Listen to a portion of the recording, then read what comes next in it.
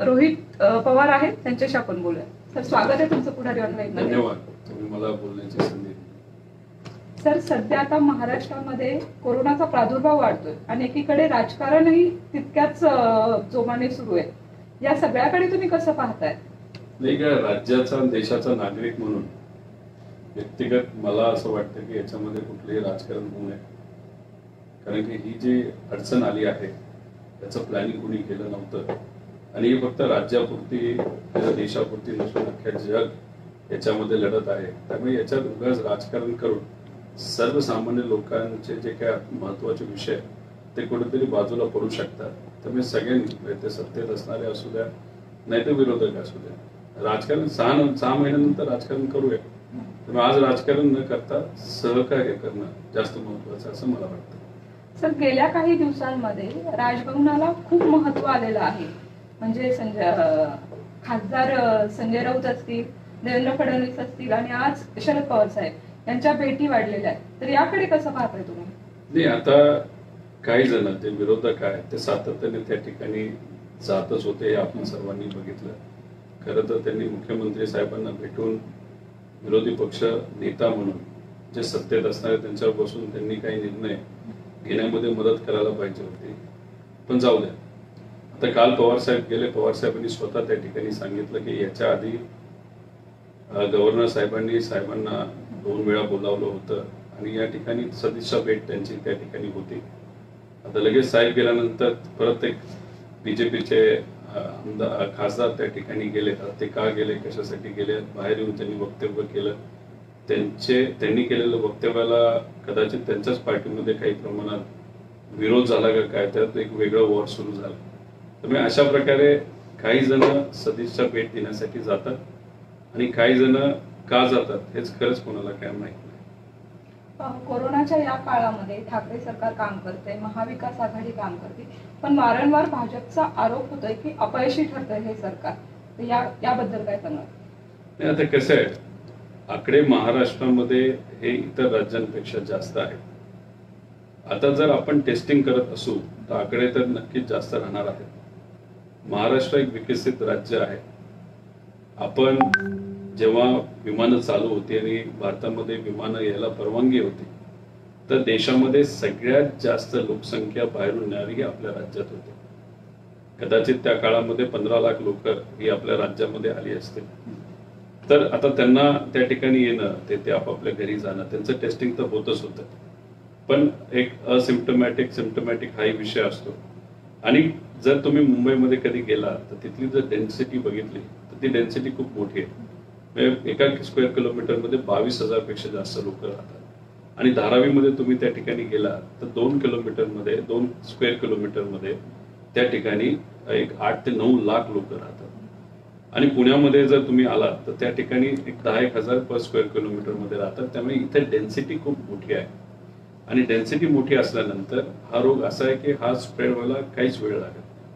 तरी अशा परिस्थितीमध्ये एवढ्या मोठ्या राज्यामध्ये आपण तिथे असणारे करोना वॉरियर्स यांच्या मदतीने, त्यांचं खरं तर सहकार्य खूप मोठे आहे. आपण हा लढा लढत आहोत. आकडे काढायचे झाले तर आपण गुजरातचे आकडे काढू शकतो. मॉर्टिलिटी कुठं जास्त आहे, म्हणजे रुग्णांची मरण्याची संख्या कुठं जास्त आहे, हाही आकडा आपण ठिकठिकाणाचा काढू शकतो. काही राज्य चांगलं काम करतायत, काही राज्य अजिबात चांगलं काम करत नाही. पण आपण आपल्या राज्यामध्ये चांगल्या पद्धतीने परिस्थितीला कंट्रोल करतोय असं माझ्यासारख्याला वाटतं. पण तरी सुद्धा एक सुद्धा व्यक्ती जर करोनाग्रस्त होत असेल आणि त्याच्यामध्ये एखाद्या व्यक्तीचा मृत्यू होत असेल तरी काळजी करण्याची गोष्ट आहे. आकड्यात जाण्यापेक्षा ते सगळ्या गोष्टी झिरोवर कसे येतील यासाठी आपल्या सर्वांना प्रयत्न करावे लागतील. जसं सत्तेत असणारे लोक प्रयत्न करतात, हाच प्रयत्न राजकारण सोडून सकारात्मक दृष्टिकोनातून सहकार्य करण्याचा सुद्धा रोल हा विरोधकांनी प्ले करावा असं मला वाटतं. तुम्ही सांगितलं की राज्यामध्ये आता आपण प्रयत्न करतोय कोरोनाची साखळी रोखण्यासाठी, पण भाजपच्या अनेक नेत्यांकडनं असा मागणी होते की महाराष्ट्रामध्ये राष्ट्रपती राजवट लागू करा. मग कुठेतरी भाजप हे सरकार अस्थिर करण्याचा प्रयत्न करतंय का असं वाटतं तुम्हाला? आता ते आत्तापासून बोलत नाही, तर ते ज्या दिवसापासून हे सरकार अस्तित्वात आलं त्या दिवसापासून त्यांची हीच मागणी आहे. आता ते का मागणी करतात? कारण का ते आता सत्तेत नाही, त्यांना सत्तेत येण्याचं जास्त पडलंय. त्यामुळे ते सुरुवातीपासून आतापर्यंत वेगळ्या वेगळ्या कारणाने असलेच काहीतरी स्टेटमेंट खरं तर त्या ठिकाणी करत चालले. आणि आपण आपल्या राज्यामध्ये बघितलं तर आता लॉकडाऊन आपण मोठ्या प्रमाणात शिथिल केलंय. म्हणजे तुम्ही रेड झोन मध्ये सुद्धा शिथिल केलंय, ऑरेंज आणि ग्रीन मध्ये तर आहेच. तुम्ही जर्मनीचं उदाहरण घ्या, अमेरिकेचं उदाहरण घ्या, इटलीचं उदाहरण घ्या. ज्या ज्या ठिकाणी लॉकडाऊन हे शिथिल केलं गेलं, म्हणजे त्या ठिकाणी लोक बाहेर निघायला लागली, व्यवसाय करायला लागली, जे काय त्यांचं दैनंदिन जीवन आहे तिथं थोडा स्पाइक येतो. तो स्पाइक आपल्याला आता महाराष्ट्रामध्ये दिसतोय. तो कदाचित वाढेल असं तज्ज्ञांचं म्हणणं आहे. कंट्रोल तर आपण करणारच आहोत. त्यामुळे हे काही त्याच्या मागे काही हे असतं, पण तरी सुद्धा टेस्टिंग आपण आपल्या राज्यामध्ये जास्तीत जास्त कसं होईल यासाठी ट्रान्सपरंटली आपण प्रयत्न करतोय. काही राज्य, आता एकच उदाहरण होतं, कदाचित गुजरातचं असेल, तिथं हायकोर्टने सांगितलं की आकडे लपवले जातात, फार चुकीच्या पद्धतीने त्या ठिकाणी त्याचं नियोजन केलं जातं. असं आपण आपल्या महाराष्ट्रामध्ये करत नाही. जे काय आहे ते ओपन आहे, त्याच्यावर लपवालपी आपण कुठलीही करत नाही. कारण का आपण जर लपवलं आणि लपवल्यासाठी जर टेस्टिंग कमी केले आणि मग टेस्टिंग कमी केल्यानंतर जर रोग हा मोठ्या प्रमाणात वाढला तर आपल्या हाताबाहेर जाऊ शकतं. त्यामुळे टेस्टिंग सुद्धा आपण जास्तीत जास्त करण्याचा प्रयत्न करतो. हे झालं विरोधकांविषयी. विरोधक तर आरोप करणारच आहेत, पण माजी मुख्यमंत्री पृथ्वीराज चव्हाण आणि आता राहुल गांधींनीही असं सांगितलं की आमचा महाराष्ट्रातल्या सरकारला पाठिंबा आहे, पण हे सरकार आमचं नाही. याबद्दल आता चव्हाण साहेबांनी काय म्हणलं त्याच्यावर ते स्वतः बाहेरून बोलले असं मला वाटत नाही. ही कुठली ती ऑडिओ क्लिप बाहेर फिरते, त्याच्यावर काही अंदाज काढले जातात. ऑडिओ क्लिप अनेक लोकांचे फिरत असतात. कधी कधी माझी ऑडिओ क्लिप मला येते जी कधी मी बोललेलो नसतो. त्यामुळे त्याच्यावर किती विश्वास ठेवावा हे आपण खरं तर समजून घेतलं पाहिजे. दुसरा विषय राहुल गांधींचा, ते स्वतः त्या ठिकाणी एक मोठ्या पदावर आहेत, मोठ्या कुटुंबातले आहेत. ते बोलत असताना त्यांनी सिंपल सांगितलं की सत्तेत म्हणजे ज्या ठिकाणी त्यांची मेजॉरिटी आहे त्या ठिकाणी त्या राज्यांची त्यांनी त्या ठिकाणी नावं सांगितली. इथं मेजॉरिटी कोणाचीच नाही, म्हणून तर इथं महाविकास आघाडी सरकार आहे. आणि राहुल गांधी असू द्या आणि ते कुणीही अभ्यासक या विषयातलं राजकारणातलं असू द्या, हे जे कॉम्बिनेशन राज्याली अख्ख्या भारताला दाखवून दिलं हे कधी आजपर्यंत झालं नाही. त्यामुळे तिथं एक पार्ट आहात, म्हणजे एक भाग आहे. कारण शेवटी आम्ही काय होतो, आम्ही तीन इक्वल आहोत. जेव्हा आपण तीन भाग इक्वल असतात तेव्हा एक कुठला तरी भाग त्याचा एक भाग असतो, म्हणजे सपोर्ट असतो. तर अशा प्रकारे हे सरकार आहे असं त्यांचं कदाचित म्हणणं असेल. गेल्या काही दिवसांपासून निलेश राणे आणि तुमच्यामध्ये ट्विटर वाद सुरू आहे. तर निलेश राणे आता आमदारही नाहीत, खासदारही नाहीत, पण तुम्ही त्यांच्या प्रत्येक ट्विटला उत्तरं देताय, प्रत्युत्तर देताय. ते कसं आहे, सुरुवातीला राणे हे जे आडनाव आहे तसं महत्वाचं आहेच. कारण का ते माजी मुख्यमंत्री आहेत, त्यांचे वडील, 3 भाऊ राजकारणामध्ये आहेत. एक व्यक्ती म्हणजे 2 भाऊ आणि वडील, तर एक आमदार आहे, त्यांच्याबरोबर मी विधानसभेमध्ये आहे. आणि निलेश भाऊंबद्दल मला जास्त माहित नव्हतं. त्या ठिकाणी त्यांनी पवार साहेबांच्या बाबतीत एक कुठलं ते वक्तव्य केलं, त्याला मी रिप्लाय केला आणि त्यानंतर जे झालं ते झालं. पण मी खरं तुम्ही मला या ठिकाणी विचारलं तर त्या विषयात मी परत जायला जास्त इच्छुक नाही. कारण की शेवटी तिथं जेवढं खोलात जाऊ तेवढं खूप काही सकारात्मक बाहेर निघेल असं मला वाटत नाही. त्यामुळे त्या विषयात न जाणं जास्त योग्य आहे. देवेंद्र फडणवीस यांनी गेल्या काही दिवसांमध्ये शरद पवारांवर टीका केली आणि या टीकेला तुम्ही प्रत्युत्तर दिलं, पण राष्ट्रवादीचे मोठे नेते कोणीही पुढे आले नाही, पण ते तुम्ही प्रत्युत्तर दिलं. नाही, एकतर माझा स्वभाव असा आहे की मला जे वाटतं ते मी बोलतो. मी जास्त विचार करत नाही, मनात जास्त गोष्टी ठेवत नाही. आणि दुसरं की जे मोठे नेते आहेत ते आता त्या ठिकाणी पदावर आहेत आणि ते आता करोनाच्या विरोधात आपल्या लोकांच्या हितासाठी काम करतात. त्यामुळे त्या ठिकाणी तिथं त्यांचं लक्ष केंद्रित असल्यामुळे ते या डिस्कशनमध्ये भाग घेत नाहीत असं आपल्या सर्वांना दिसतंय. त्यामुळे तिथे फडणवीस साहेब बोलता बोलता त्यांना कदाचित सवय पण आहे की ते बोलून जातात. मग बोलून गेल्यानंतर कुणीही उत्तर देत नाही असं योग्य वाटत नाही. त्या ठिकाणी मी एक पवार साहेबांचा कार्यकर्ता म्हणून उत्तर देऊन गेलो. मी काही चुकीचं बोललो असं नाही, त्याच्यामध्ये जे काही फॅक्ट्स होते तेच त्या ठिकाणी बोललो. या लॉकडाऊनच्या काळात, कोरोनाच्या काळात शेतकरी हा मोठ्या प्रमाणात अडचणीत आलेला आहे आणि पवार कुटुंबांना शेतकरीविषयीचं प्रेम हे जगजाहीर आहे. पण या लॉकडाऊनच्या काळात शेतकरी मोठ्या प्रमाणात भरडला गेलाय. की शेतीमाल हा त्यांनी केलाय, पण भाजी मार्केट सुरू नसल्यामुळे तो माल वाया गेला. तर आता या शेतकऱ्यांना तुम्ही कसा दिलासा देणार आहात? नाही, एकतर पवार कुटुंबियाच्या बाबतीत बोलायचं झालं की शेतकऱ्यांच्या बाबतीत आस्था प्रेम आहेच, पण लोकांच्या बाबतीत सुद्धा आहे. ते शहरी भागात असू द्या नाही तर ग्रामीण भागामध्ये असू द्या, अडचण शेतीपुरती नसून ही अडचण अख्ख्या राज्यात आणि देशामध्ये आहे. त्याच्यामध्ये छोटे मोठे व्यावसायिकांपासून नवीन आत्ता कुठेतरी शिकून बाहेर निघणारे युवा, ते शेतकऱ्याची मुलंही असू शकतात, मजुरांची मुलं असू शकतात, शहरामध्ये राहणारे जे काही मिडल इन्कम ग्रुपवाले आहेत त्यांची मुलं असू शकतात. तर ही अडचण अतिशय मोठी होणार आहे. म्हणजे आपण आज राजकारण काही जण खेळतात, पण येणारा काळ खूप सोपा नाही. येणारे आज अनेक लोक बेरोजगार झाले, त्यांना रोजगार आपल्याला त्या ठिकाणी द्यायचा आहे. आणि जे काय अख्ख्या देशामध्ये दरवर्षी 40 ते 50 लाख मुलं मुली हे जॉब मार्केटमध्ये येतात, त्यांना नोकरी द्यायची. आता असलेली नोकरी गेली, कारण का आपला अनएम्प्लॉयमेंट रेट, बेरोजगारीचा रेट हा 26% गेलेला आहे. तर अशा प्रकारे त्या अडचणी आहेत. शेतकऱ्याच्या बाबतीत आपण बघितलं तर अनेक अडचणी असताना सुद्धा पणन विभागाच्या, महाराष्ट्र राज्य पणन विभागाच्या 250 त्या ठिकाणी ज्या त्यांचे मार्केट्स होते, त्यापैकी 220च्या आसपास मार्केट हे चालू होते. अडचणी आल्या का? आता आल्या. म्हणजे साधं तुम्ही द्राक्षाचं एखादं द्राक्ष पॅक करण्यासाठी जो आपल्याला बॉक्स लागतो, त्या बॉक्सला लागणारा पेपर सुद्धा बंद होता. मग तिथे असणारे MD असतील, अधिकारी असतील, मंत्री असतील, यांनी पाठपुरावा करून तर पेपर मिल, आता पेपर मिल चालू करायची काय राज्याच्या हातात नव्हतं, ते केंद्राशी बोलावं लागलं, पाठपुरावा केला. मग ते पाठपुरावा झाल्यानंतर पेपर मिल सुरू झाली, मग बॉक्स तयार झाला, मग ते द्राक्ष ठेवली, मग काही एक्सपोर्ट झाली, लेबरची अडचण. तर आता जे काय आपल्याला करता आलं ते त्या ठिकाणी करता आलं. आता खरीप सीझन मोठा आहे, पाऊस चांगला येणार आहे असं सगळ्यांचं म्हणणं आहे. ऑलरेडी महाविकास आघाडीचे जे सर्व पालकमंत्री आहेत, तिथे असणारे अधिकारी, त्यांची खरीपची मिटिंग झाली. किती खत लागणार याचा अंदाज काढला गेला, किती बियाणं लागणार याचा अंदाज काढण्यात आला. त्यानंतर त्याची ऑर्डर पण देण्यात आली. ते आता तिथं सप्लाय पण होणार आहे.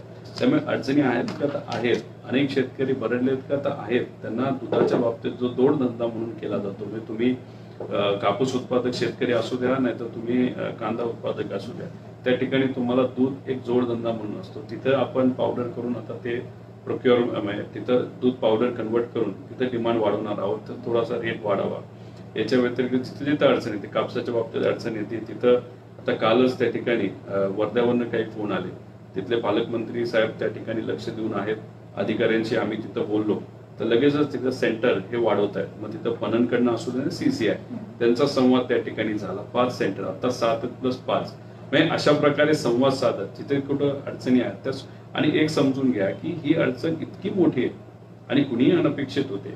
आपल्या राज्याचे 42,000 कोटीचं उत्पादन त्या ठिकाणी गेल्या 2.5 महिन्यांमध्ये आपण ते बुडलं. म्हणजे जो पैसा लोकांच्या हितासाठी आपण वापरणार होता, पगारासाठी वापरणार होता, तो अचानक गायब झाला. कारण व्यवसायच त्या ठिकाणी बंद पडले आणि ते पैसे त्या ठिकाणी टॅक्सच्या माध्यमातून देऊ शकले. तुम्ही आता तरुणांचा उल्लेख केला की आता अनेक तरुणांचे बेकार झालेत, नोकऱ्या गेलेल्या त्या लॉकडाऊनच्या काळात.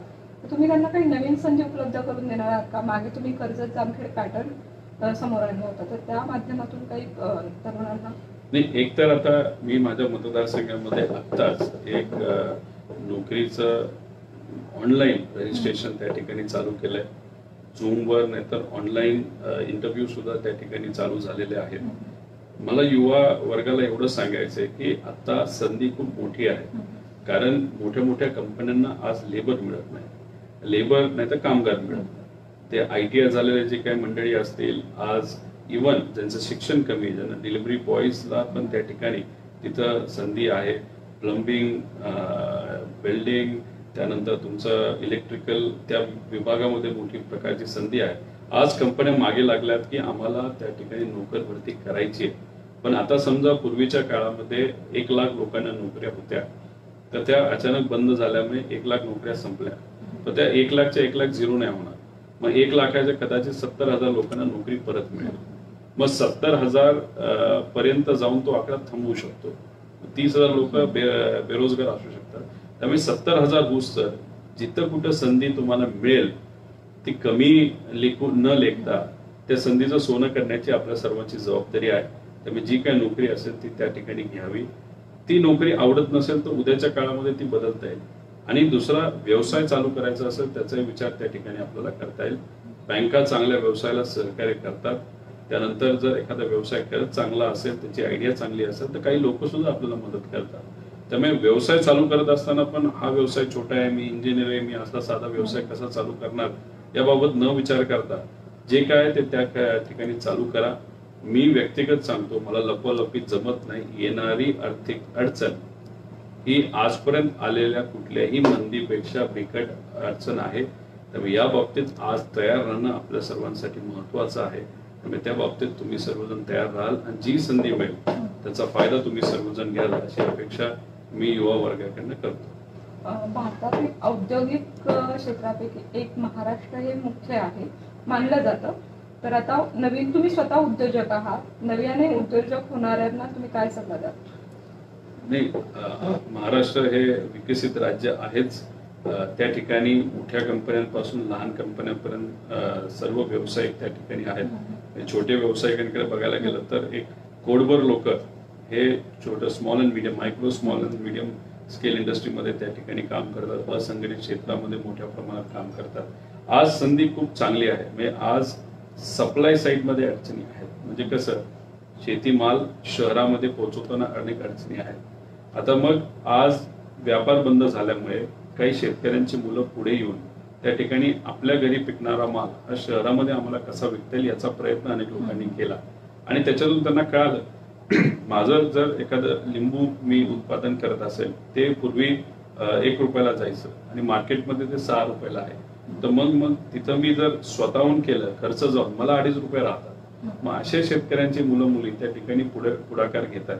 त्याच्या व्यतिरिक्त आज जे रिअल इस्टेट सेक्टर आहे, कन्स्ट्रक्शन सेक्टर आहे, तिथं मोठ्या प्रमाणात लेबरची तुटवडा आहे. आता लेबरचा तुटवडा असताना काही युवक पुढे येऊन त्या ठिकाणी लेबर कॉन्ट्रॅक्ट आपले घेऊ शकतात. आता ह्याला ट्रेनिंग लागतं. तर अनेक रिअल इस्टेटमध्ये असणारे कंपनी या मुलांना ट्रेनिंग द्यायला तयार आहेत. इलेक्ट्रिकलचं कॉन्ट्रॅक्ट तुम्ही घेऊ शकता, तिथे ट्रेनिंग द्यायला तयार आहे. प्लंबिंगचं कॉन्ट्रॅक्ट घेता येईल. मी असे काही प्लंबर्स त्या ठिकाणी बघितले, काही 200 लोक त्यांच्याकडे कामं करतात आणि एक व्यक्ती त्या ठिकाणी दिवसाला 800-900 रुपये, 1000 रुपये दिवसाला कमवत असतो. म्हणजे पगार काढायचा झाला तर तो 25 दिवस काम केलं तर 25,000 पर्यंत जाऊ शकतो. त्यामुळे संधी आहे, फक्त ती शोधावी लागेल. त्यामुळे शोधत राहावा. जिथं कुठं तुम्हाला फक्त एकच आहे तसं चालणार नाही, तिथं अपस्किलिंग करावं लागेल, त्याच्यात रिस्किलिंग करावं लागेल. एखादी गोष्ट काम करण्याची पद्धत आपली जर एक असेल तर तिथं असणाऱ्या जे काही कंपन्या आहेत त्यांच्याशी बोलून त्याच्यात थोडीशी इम्प्रूव्हमेंट करावी लागेल. थोडंसं आपलं त्या ठिकाणी कदाचित काही ठिकाणी जास्त वेळ काम करावं लागेल, चांगल्या पद्धतीने काम करावं लागेल, पण शोधलं तर संधी आपल्याला मिळू शकते. तुम्ही या लॉकडाऊनच्या काळात तुमच्या संस्थेच्या मार्फत सॅनिटायझरचा मोठा पुरवठा केला. पण या लॉकडाऊनच्या काळामध्ये हे सगळं सांभाळून तुम्ही हा पुरवठा कसा काय करू शकला तेवढा मोठ्या प्रमाणात? नाही, एक तर जेव्हा केव्हा राज्याला नाही तर देशाला जिथं कुठं सेवा करण्याची संधी मिळाली, जसं की महाराष्ट्रामध्ये पूर आला होता, कोल्हापूर, सातारा त्या परिसरामध्ये, तेव्हा बारामती ॲग्रो माझी जी कंपनी त्यांनी त्या ठिकाणी मदत दिली होती. कर्ज जामखेडकरांचे जे काही प्रतिनिधी होते त्यांनी सुद्धा लोकांनी मदत त्या ठिकाणी केली होती. तशाच प्रकारे त्यावेळेसच काही ठिकाणी पाण्याची कमतरता होती. तो साताऱ्याचा भाग, नगरचा भाग आणि बीडचा भाग, त्या ठिकाणी आपण टँकर दिले होते. उत्तराखंडला जेव्हा पूर आला होता तेव्हा बारामती ॲग्रो त्या ठिकाणी मदत ही केली होती. त्यामुळे जिथं कुठं सेवा करता येईल ती सेवा करण्याचं त्या ठिकाणी आम्ही, आणि सातत्याने लोकांच्या चर्चेत असल्यामुळे जेव्हा करोना आला होता तर सुरुवातीला सॅनिटायझर कुठंच मिळत नव्हतं, प्रशासनाला मिळत नव्हतं, गव्हर्नमेंटला मिळत नव्हतं, तिथे असणाऱ्या कंपन्यांना, सामाजिक कार्यकर्त्यांना मिळत नव्हतं. आणि माझी स्वतःची त्या ठिकाणी एथेनॉलची फॅक्टरी असल्यामुळे तिथं आम्हाला ते बनवता आलं. आम्ही परवानगी राज्य सरकारने लगेच त्या ठिकाणी दिली आणि मग तिथं आपण 50,000 लिटर सॅनिटायझर, म्हणजे जे 5-1 लाख लोकांना त्याचा फायदा होऊ शकतो. मग तिथे असणारे रेव्हेन्यूचे अधिकारी म्हणजे कलेक्टर, तिथं आरोग्याचे अधिकारी म्हणजे CS वगैरे असतील त्यांना आपण दिलं, आणि पोलीस, आणि जिथं कुठं रिझर्व्ह पोलीसला लागलं तिथं वेगळं दिलं. आणि काही असे धार्मिक ठिकाणं होते ज्यांच्या माध्यमातून सुद्धा चांगलं सामाजिक काम चालू होतं. अशा 40 ते 45 धार्मिक ठिकाणाला आपण तिथं मदत केली. एक तर सेवा केली, मदत केली नाही, वाटलं केलं, जास्त विचार नाही केला. पण या सगळ्यामध्ये तुम्ही कशी काळजी घेऊन ही नवीन संधी पाहिली तुम्ही याकडे, याबद्दल तरुणांना काय सांगा? कुठली संधी? ही सॅनिटायझरचा तुम्ही पुरवठा केला, या सगळ्या काळामध्ये तुम्ही ही काळजी घेऊन कशी केली? कारण कामगार मोठ्या प्रमाणात लागले असणारे, मग हे सगळं कसं काय केलं? नाही, एकतर इच्छा असेल, चांगले विचार असतील, स्वच्छ मन असेल तर त्या ठिकाणी तुम्ही नक्कीच करू शकता. आणि तुम्ही जर जमिनीवर असाल, लोकांच्या सातत्याने संवाद साधत असाल, चर्चेत असाल, तर तुम्हाला कुठली खरी अडचण आहे ही लगेच करून येऊ शकते. तर मला युवा वर्गाला हेच सांगायचं आहे की सातत्याने लोकांच्या चर्चेत राहावा. कितीही मोठा झाला तरी आपण जमिनीवर राहणं तितकंच महत्वाचं आहे. डोक्यात हवा जाऊन देऊ नका आणि जे काय कराल लोकांच्या हितासाठी करा. त्यामुळे कुणीही तुम्हाला थांबवू शकत नाही. तुम्ही नक्कीच उद्या जाऊन मोठं व्हाल. पण हे होत असताना ज्यांनी तुम्हाला मदत केली त्यांना विसरून पण चालणार नाही. थोडंसं विद्यार्थ्यांबद्दल विचारते. स्पर्धा परीक्षेच्या विद्यार्थ्यांच्या आता परीक्षा रद्द झालेल्या आहेत, भरती प्रक्रिया थांबलेली आहे. तर काही या विद्यार्थ्यांना मोठा प्रश्न उभा आहे या विद्यार्थ्यांसमोर. काही विद्यार्थी तर असेही म्हणतायत की तुम्ही भरती सुरू करा, आम्ही फुकट काम करायला तयार आहोत. तर यांच्यासाठी काय करणार आहात? खरं तर मी सातत्याने स्पर्धा परीक्षा, विद्यार्थी, युवकांचे मुद्दे, युवतींचे मुद्दे त्या ठिकाणी मांडत असल्यामुळे अनेक लोकांनी मला फोन केले होते जेव्हा हा निर्णय घेतला गेला. हा निर्णय का घेतला? कारण का सरकारचं जे आपलं जे इन्कम साईड आहे, म्हणजे जे टॅक्स आपल्याला येत होता तो अचानकपणे तो बंद झाला. त्यामुळे आर्थिक अडचण राज्याला मोठ्या प्रमाणात आली आणि त्या ठिकाणी मग काही निर्णय हे आपल्याला घ्यावे लागतात, किती कडू असले तरी. तर हा त्यातला एक निर्णय आहे की भरती आपण एक वर्षभर पुढे ढकलू. आता ही ढकलत असता हा निर्णय घेतला, पण याच्यामध्ये नंतर चर्चा करू. म्हणजे जेव्हा लॉकडाऊन उठेल पूर्णपणे त्या ठिकाणी चर्चा करून याच्यावर आपल्याला काही ना काही वेगळा निर्णय घेता येईल. मग मुलांनी त्या ठिकाणी मला सांगितलं, दादा आम्ही वर्षभर मोफत काम करू, दुसऱ्या वर्षी आम्ही 50% पगार घेऊ, तिसऱ्या वर्षी आम्ही फुल पगार घेऊ. पण मुलं आम्हाला असं सांगत होते की आम्ही का असं म्हणतोय, कारण आम्हाला माहिती आहे आमच्या राज्यावर अडचण आहे. तर अशा प्रकारचे मग मी स्वतः मागणी माझ्या ट्विटरच्या माध्यमातून सरकारला केली होती. आता जेव्हा 31 तारीख उठेल त्यानंतर परत एकदा ही मागणी आदरणीय अजितदादा असतील, मुख्यमंत्री साहेब असतील यांच्याबरोबर चर्चा करून त्याच्यावर आपल्याला मार्ग कसा काढता येईल यासाठी आम्ही सर्वजण प्रयत्नशील असू. आता या कोरोनाच्या नंतर आता हे लॉकडाऊन संपेल, 31 मे पर्यंत संपेल, पण महाराष्ट्रातला आकडा काही नियंत्रणात येत नाहीये. तर आता कोरोना सोबतच आपल्याला जगावं लागेल असं म्हणतायत आता. पण कोरोना नंतरचा महाराष्ट्र कसा असेल? राजकारण असेल, अर्थकारण असेल, समाजकारण असेल, याकडे कसं बघताय तुम्ही? नाही, एक तर अर्थकारण बोलायचं झालं तर महाराष्ट्राबरोबर इतरही राज्य आणि तसं बघितलं तर अख्खा देश अडचणीत जाण्याची शक्यता आहे. फक्त आपल्या भारतातल्या नागरिकांकडे एक वेगळी शक्ती आहे की आपण कुठलीही अडचण आहे त्यातून बाहेर निघू शकतो. त्यामुळे तिथे आपलं इतर देशांपेक्षा भारताची परिस्थिती त्याची बरी असू शकते, कारण का आपण फायटर आहोत, आपण लढू शकतो आणि आपण नक्कीच तो लढा देणार. पण त्यासाठी पोषक वातावरण सुद्धा लागणार आहे. की आता जर काही दिवसांपूर्वी तुम्ही बघितलं की तिथं प्रधानमंत्री साहेबांनी 20 लाख कोटीची घोषणा केली. आज आम्हाला कळतं की देवेंद्र फडणवीस साहेबांनी त्याचं त्या ठिकाणी महाराष्ट्राला किती त्यातून पैसे मिळाले असं सांगितलं. पण एक समजून घेतलं पाहिजे, त्यांनी जी घोषणा केली आणि त्यानंतर सीतारामन मॅडमनी जे त्याचं विश्लेषण केलं, त्याचा अभ्यास केला, तर ते बजेट स्पीच असल्यासारखं झालं. योजना चांगल्या होत्या का? तर नक्कीच चांगल्या होत्या. पण त्या योजना अस्तित्वात येण्यासाठी 5 वर्ष, 6 वर्ष, 7 वर्ष लागणार आहेत. त्यातल्या काही योजना म्हणजे ज्याच्यामध्ये 500 रुपये काही महिलांना देण्यात आले, त्यानंतर अन्नधान्याची योजना केली, त्यानंतर मनरेगा म्हणजे रोजगार हमी योजना, त्याच्यामध्ये 40,000, हे सगळे गोळाबेरीज केले तर 1,60,000 कोटी हे त्या ठिकाणी लगेचच डिमांड निर्माण करण्यासाठी त्याचा फायदा होऊ शकतो. राहिलेले सगळे आहेत ते सगळे लोन बाजू आहे, म्हणजे लिक्विडिटी. त्याला काय होतं, सप्लाय वाढेल. म्हणजे लोन घेतल्यानंतर इन्व्हेस्टमेंट होईल, इन्व्हेस्टमेंट झाल्यानंतर सप्लाय हा वाढेल. सप्लायची आज अडचण नाही, सप्लाय हा होऊ शकतो कारण ऑलरेडी आपली तेवढी कॅपॅसिटी आहे. आज अडचण काय की एनपीए मध्ये लोक जाणार आहेत. त्यानंतर आज कॅश फ्लोची अडचण आहे, डिमांडची बाजू आहे, लोकांच्या हातात पैसाच नाही. गेल्या 2 महिन्यांमध्ये लोकांच्या बँकेमध्ये असणारे 1 लाख कोटी रुपये लोकांनी बाहेर काढले आणि कॅश सर्क्युलेशन मध्ये आलं. तिथं त्यांनी खर्च केला. त्याचा अर्थ आज अडचण आहे का? तर आहे. पीएफ मध्ये त्यांनी योजना आणली, त्याच्यामध्ये आणली आणि लगेच ती लोकांनी त्याचे लिक्विडेट केलं, म्हणजे पैसे काढले. पैसे का काढले? जर पैसे लोकांकडे असते तर त्यांनी काढले नसते ना. पण पैसे का काढले? लोकांकडे पैसे नाहीयेत. मग आज इकॉनॉमी मधून हा पैसा बाहेर चाललाय.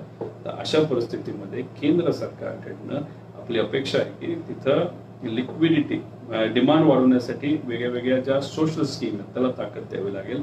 आणि राज्य सरकारकडनं अपेक्षा आहे की तिथं आपले जे व्यवसाय आहेत नवीन व्यवसाय आणण्यासाठी त्यासाठी इन्व्हेस्टमेंट ओरिएंटेड स्कीम्स काय आपल्याला करता येतील का, ज्याच्यात नवीन कंपनीवर रोजगार वाढेल.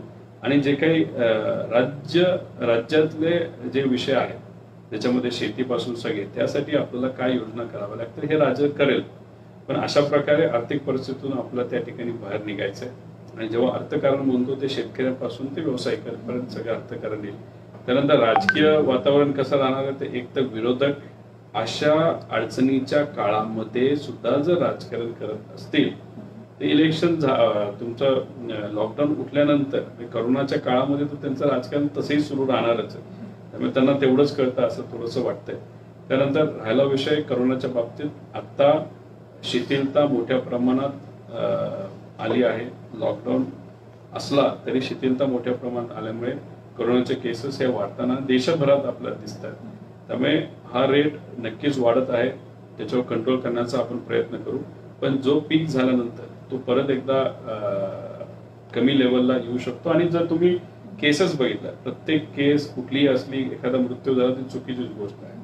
तर सगळ्या ज्या केसेस बघितल्या तर त्या कुणी डायलिसिसवर आहे, कुणा लिव्हरचा त्रास आहे, मधुमेहाचा त्रास आहे, अशा लोकांना ते क्रिटिकल लेवलला जातात. मग त्या बाबतीत जे 65च्या वर आहे नाही तर ज्यांना त्रास आहे त्यांनी तर बाहेरच येऊ नये, त्यांनी आपल्या घरी राहणं जास्त योग्य आहे. अशा प्रकारे केंद्र सरकारने सुद्धा या बाबतीत स्टेटमेंट दिलं होतं, जे राज्य सरकार सुद्धा अशा प्रकारे पाहिजे. ती लोक म्हणजे महिला प्रेग्नेंट आहेत आणि लहान मुलं यांनी जर त्या ठिकाणी कंट्रोल केला तर मी तुम्हाला सांगतो आपल्याला लॉकडाऊन उठवावंच लागेल. अर्थकारण इतकं अडचणीत आलंय की आता छोटंसं उदाहरण, लग्न न झाल्यामुळे काय झालं तर तिथं मंडपवाले अडचणीत आले, बँडबाजावाले अडचणीत आले, केटरर्स अडचणीत आले. हे असंघटित क्षेत्र खूप मोठे आहे. तर मग असे अडचणीत जर वाढत गेल्या तर लोकांच्या जगायची अडचण मोठ्या प्रमाणात येऊ शकते. त्यामुळे लॉकडाऊन हे उठेलच असं मला वाटतं. फक्त काही काळजी आपण देशाचे नागरिक म्हणून आपल्याला घ्यावी लागेल. आणि राज्य सरकार आणि केंद्र सरकार म्हणून हे जे टेस्टिंग आहे नाही तर जे काही डॉक्टरांचा सपोर्ट आहे त्यांना मदत वगैरे ह्या गोष्टी सुद्धा सातत्याने चालू ठेवाव्या लागतील असं मला वाटतं. या सगळ्या अडचणी सोडवण्यासाठी तुम्ही आता सगळे युवा आमदार आहात. आदित्य ठाकरे झालं, आदिती तटकरे झालं, प्रणिती शिंदे झालं आणि धीरज देशमुख झालं. तर तुम्ही या सगळ्यावर काही विचार करताय का, बोलताय का तुम्ही आता या काळात? आम्ही बोलत असतो, कधी कधी झूम सुद्धा त्या ठिकाणी करत असतो. जे काही निर्णय इतर राज्यांमध्ये झालेले असतात नाही तर भारताच्या बाहेर जे होत असतात, एखादी वॅक्सिन कुठेतरी एखादं डेव्हलप झालं असेल तर ते कसं चाललंय, काय स्टेटसला आहे, तर या सगळ्याच्या बाबतीत आपली चर्चा ही होत असते. म्हणजे अडचणी मी माझ्या मतदारसंघामध्ये फेस करत असतो नाही तर ज्या ठिकाणी मला लोक फोन करून मला त्या अडचणी सांगत असतात त्या अडचणी मी त्यांच्याबरोबर शेअर करत असतो, ते त्यांची अडचणी शेअर करत असतात. आणि याच्यात जे निर्णय घेणारे आहेत म्हणजे याच्यामध्ये मंत्री असतील, म्हणजे आदित्य आमच्या ग्रुपमध्ये आले तरी ते मंत्री आहेत, तर त्या ठिकाणी त्यांच्याबरोबर चर्चा मी मग तनपुरे भाऊ असतील त्यांच्याशी त्या ठिकाणी आमच्या वयाचे असल्यामुळे चर्चा करू. दादांशी सातत्याने चर्चेत असतो आणि आम्ही चर्चेत असतो असं नाही, दादांचा फोन प्रत्येक आमदाराला जातो, मुख्यमंत्री साहेबांचा फोन प्रत्येक आमदाराला जातो आणि काय अडचण आहे तर त्यांच्या त्या व्हिडिओ कॉन्फरन्सिंग होत असतात त्यात ते विचारतात. अशा प्रकारे सातत्याने आपण चर्चेत आहोत. चर्चेत राहिल्यानंतरच आपण एखादी योजना चांगली करू शकतो.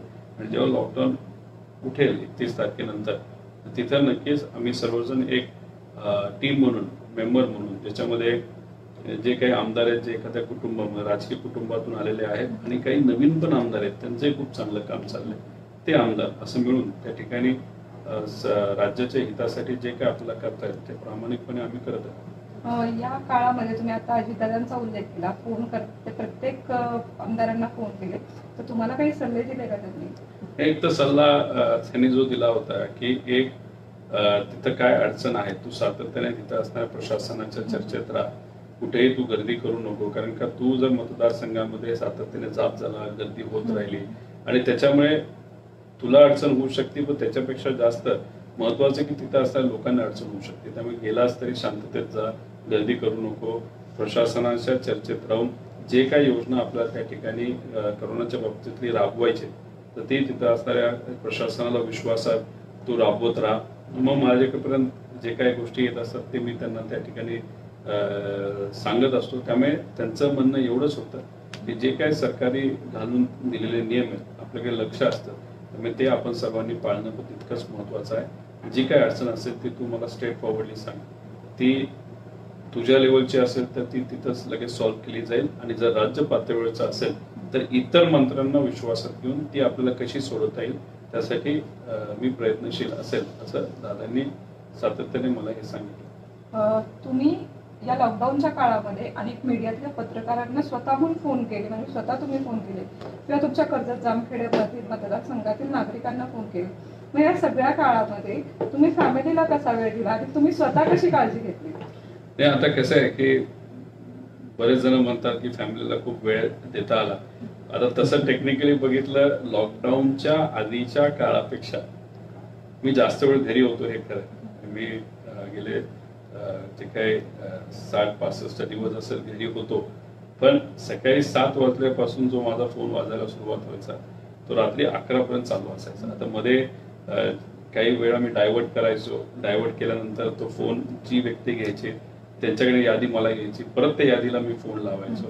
म्हणजे ऑलमोस्ट 40 दिवस माझा कॉलचा जो रेट होता तो 600च्या आसपास गेला होता. म्हणजे सातत्याने फोन चालू. फोन म्हणजे स्टुडंट्स पासून ते सगळे शेतकऱ्यांपासून युवा वर्गाचे, बिझनेसमॅन, कुणी अडकलंय, इकडं अडकलंय, तिकडं अडकलंय, त्या राज्यात अडकले, दिल्लीत अडकलंय, मग त्या ठिकाणी राजस्थान कोट्याला अडकले होते, मग मुंबईतून पुण्याला यायचंय, असं ते जे काही सगळं होतं त्या कॉर्डिनेशन मध्ये होतो. त्यामुळे वेळ देऊ शकलो पण खूप देता नाही आला. तरी सुद्धा जो काही दिला तो क्वालिटी देण्याचा प्रयत्न त्या ठिकाणी मी नक्कीच केला. आई वडील होते माझ्याबरोबर, माझी मिसेस होत्या आणि माझी 2 मुलं. त्यामुळे यांच्याबरोबर जेवढं काय मला वेळ देता आला तो मी नक्कीच दिला. आता राजकारणामध्ये तुम्ही लोकनेते आहात तर तुम्ही ऑब्विसली तुम्हाला बाहेर जावंच लागतं, पण आता काही मंत्र्यांनाही कोरोनाची लागण झाली, जसे जितेंद्र आव्हाड असतील, आता अशोक चव्हाणांना झाली, तर तुम्ही कशी काळजी घेता या सगळ्यांमध्ये? एकतर खरं तर आता सुद्धा मास्क घालायला पाहिजे होता, पण मास्क माझ्याबरोबर असतो. त्यानंतर सॅनिटायझर हे सातत्याने माझ्याबरोबर असतात. तिथं जाऊन डिस्टन्सिंग, पण काय होतं की थोडंसं एक सवय आम्हाला लागलेली असते की लगेच खांद्यावर हात जातो, हातात हात जातो. ती सवय काय मला अजून मोडता आली नाही. आता भीती एवढीच आहे, मी याला घाबरत नाही की मला करोना होईल, मी अजिबात त्याला घाबरत नाही. पण मला भीती अशी वाटते की माझ्यामुळे माझ्या परिवाराला करोना होऊ शकतो, माझ्यामुळे माझ्या ड्रायव्हरला होऊ शकतो, माझ्यामुळे माझ्या PA ला होऊ शकतो, आणि त्यांच्यामुळे त्यांच्या कुटुंबाला होऊ शकतो. हीच खरं तर अडचण आहे. त्यामुळे जेवढं काय मला पाळता येईल तेवढं मी पाळण्याचा प्रयत्न करतो. पण शेवटी जर होणार असेल तर तो होतोच. पण जर मला सिम्पटम्स दिसले तर मी त्या बाबतीत नक्कीच काळजी घेईल की इन्स्टिट्यूशनल क्वारंटाईन मी होईल. तुम्ही आता सांगितलं की 600 कॉल तुमचे दिवसभरात होत होते, मग या सगळ्या काळात तुम्ही फिटनेस कसा सांभाळला तुमचा? नाही, आता कसं आहे की मी विचार सारखं करत असतो की माझं राजकीय वजन वाढावं. आता राजकीय वजनाचं मला माहित नाही, पण नक्कीच माझं घरी राहून आणि खास करून आई तिथं असल्यामुळे, मग तुला ही डिश आवडते, ती डिश आवडते, मग माझी मिसेस स्वीट डिश करायची, मग काही गोड असेल असे पदार्थ करत करत माझं शारीरिक वजन नक्कीच वाढलेलं आहे.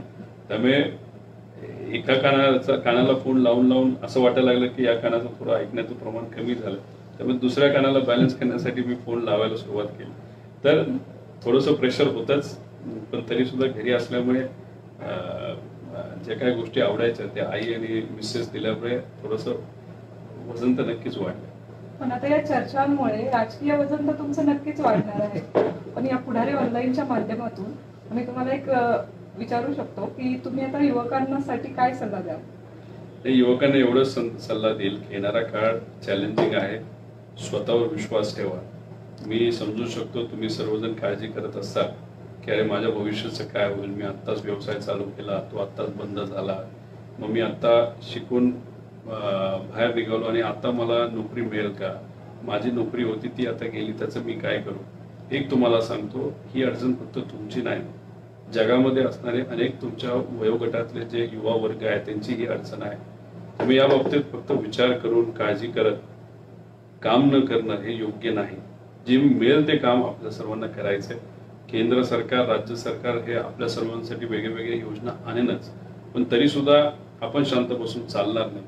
आपली लोकसंख्या ही 60% जास्त आहे. आपणच या राज्याला आणि देशाला घडवू शकतो आणि जर आपण आपल्यावर विश्वास ठेवला नसू तर हे अशक्य आहे. त्यामुळे तुम्ही तुमच्यावर विश्वास ठेवा, तुमच्या मित्रांवर ठेवा, मैत्रिणींवर ठेवा, आपल्या वयोगटातले भाऊ बहिणी असतील त्यांच्यावर ठेवा. पुढचा काळ हा आपला आहे. त्यासाठी काळजी न करता काम करण्याची जरूरत आहे ती तुम्ही कराल. आणि असे ज्याचे काही चांगले चॅनल्स त्यांच्या माध्यमातून मी असेल, माझ्यासारखे अनेक असे वक्ते असतील, ते मार्गदर्शक हे ठरू शकतात. त्यामुळे त्या मार्गदर्शनाला थोडंसं सिरियसली घ्या आणि नक्कीच येत्या काळामध्ये भविष्य हे आपलं आहे असा विश्वास या ठिकाणी मी व्यक्त करतो. शेवटचा प्रश्न विचारते. पवार कुटुंब हे राजकारणामध्ये नेहमी चर्चेचा विषय ठरलेला आहे. आता सोशल मीडियावर एक चर्चा आहे की सुप्रियाताई ह्या महाराष्ट्रात येणार का? तर तुम्हाला काय वाटतं? नाही, आता तुम्हीच म्हणाला ना ती चर्चा आहे. आणि कसं आहे, कुठलीही चर्चा असेल त्यांची इच्छा आहे का महाराष्ट्रात यायची? तर सातत्याने ताईंनी सांगितलंच आहे ना, त्यांना दिल्लीमध्ये महाराष्ट्र राज्याचं प्रतिनिधित्व करायला आवडतं. अनेक मुद्दे त्यांनी महत्वाचे त्या ठिकाणी मांडले आहेत आणि जर स्वतः त्या ठिकाणी ते सातत्याने बोलत असतील त्यालाही तथ्य असेल. त्यामुळे चर्चा ही चर्चा असते. आणि महाराष्ट्राच्या राजकारणामध्ये एखादी राजकीय चर्चा होत असताना पवारांचा विषय त्यात निघणार नाही असं होत नाही. त्यामुळे पवार त्या चर्चेचा एक भाग आहे. कदाचित कुठलीही चर्चा पवारांच्या विना राजकीय चर्चा ही होत नसावी. त्यामुळे सातत्याने पवारांना त्या चर्चेमध्ये कसं आणता येईल याचा प्रयत्न विरोधकांकडनं पण होत असेल. आणि आज विरोधकांना खरंच काय नाही, एखादा सकारात्मक महत्वाचा जो काही धोरणात्मक निर्णय नाही तर अडचण त्या ठिकाणी जर विरोधकांनी मांडली त्याचं स्वागतच आहे. उगाच हवेत पतंग उडवायला लागला आणि राजकीय पोळी तुम्ही भाजण्याचा प्रयत्न केला हा लोकांनी याची समज आहे आणि लोकांनी या गोष्टी आवडत नाही. धन्यवाद विजी, तुम्ही पुढारी ऑनलाईनशी संवाद साधल्याबद्दल. धन्यवाद. आणि मला या ठिकाणी तुम्ही बोलण्याची संधी दिली यासाठी सुद्धा मी आभारी आहे. तर हे होते रोहित पवार, ज्यांनी युवकांना प्रत्येक संकटामध्ये एक संधी शोधण्याचं आव्हान दिलंय. भाग्यश्री जाधव, पुढारी ऑनलाईन, पुणे.